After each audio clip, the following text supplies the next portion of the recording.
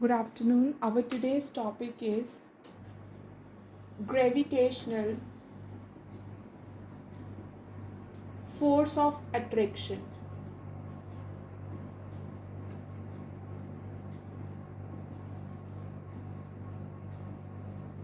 Now let's suppose we have two objects, object A and object B.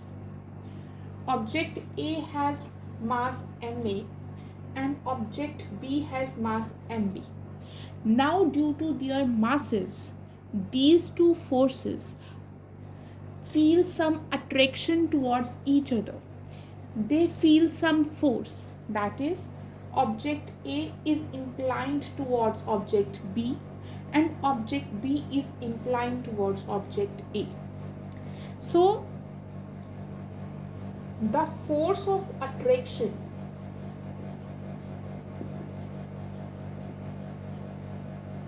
under which these two objects gets attracted by the virtue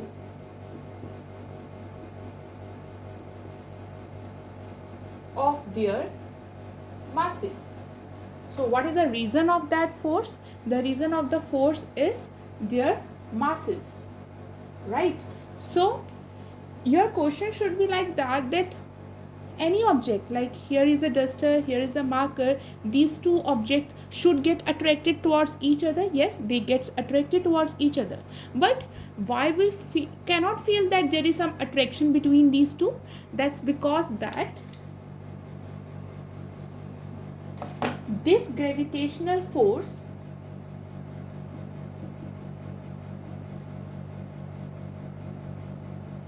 is the weakest force, right? Weakest force present in our universe, right? So let's suppose that Fg is the gravitational force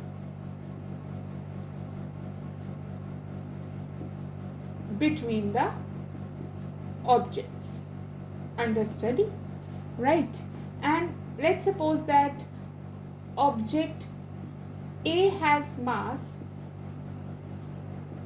ma, object B has mass mb, and the distance between the two is small r, right?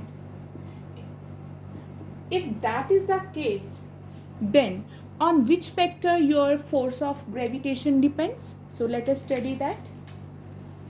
I am running this out. Now let's suppose that you have the two objects under study, object A which has mass ma, object B which has mass mb. There is a distance between these two which is represented by small r. Now the gravitational force of attraction which is is there in between these two objects is represented by Fg, and it is directly proportional to what? On what factors this gravitational force depends? It depends upon the product of the masses. Product of the masses of A and B. So Fg is dependent on Ma into mp. So on the first factor on which the gravitational force depends is the product of the masses under study. So the second factor is the square of the distance between the objects. So here the distance is what? Small r. So Fg is inversely proportional to the 1 by r square. So combining these two factors, what will we get? We get that Fg is directly proportional to Ma into Mb divided by r square. So whenever there is directly proportional sign, we can replace it by equal to sign, and there is a constant of proportionality which is called capital G, and here you have like this. So capital G is what? Constant of proportionality, right?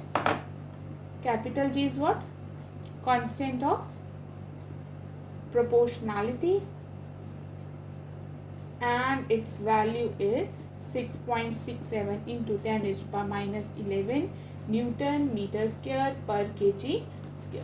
So this value is always remains constant over here.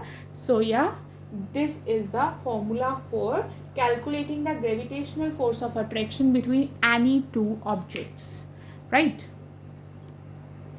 So can we study its example of gravitational force of attraction? Like for example, you have the sun in the middle and the earth is revolving around the sun. Why it is so? Because of the gravitational force of attraction between these two.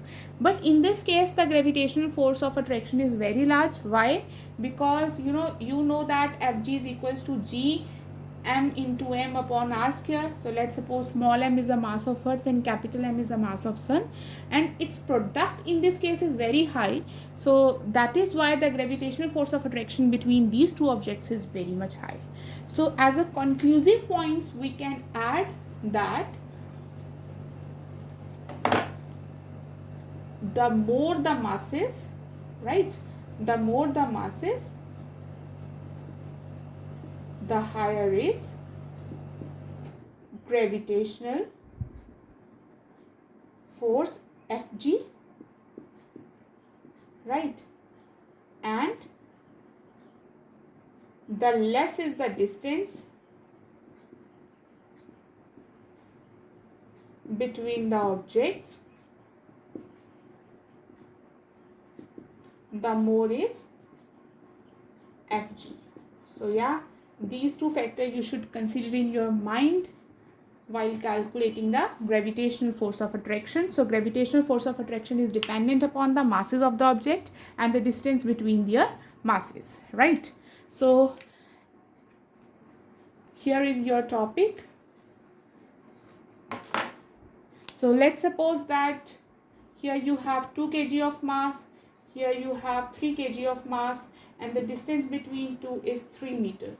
So what is a gravitational force between this is capital G, product of two masses, that is 2 into 3 divided by inverse square of the distance between these two, which is 3 square, and putting the value of capital G, which is constant, that is 6.67 into 10 raised to power minus 11 into 6 divided by 9, and its answer should be newtons, as there is gravitational force and force has the units newtons. So I hope that you understand this concept of gravitational force of attraction, and it is a universal force which exists between every two particles in the universe. So yeah, thank you so much.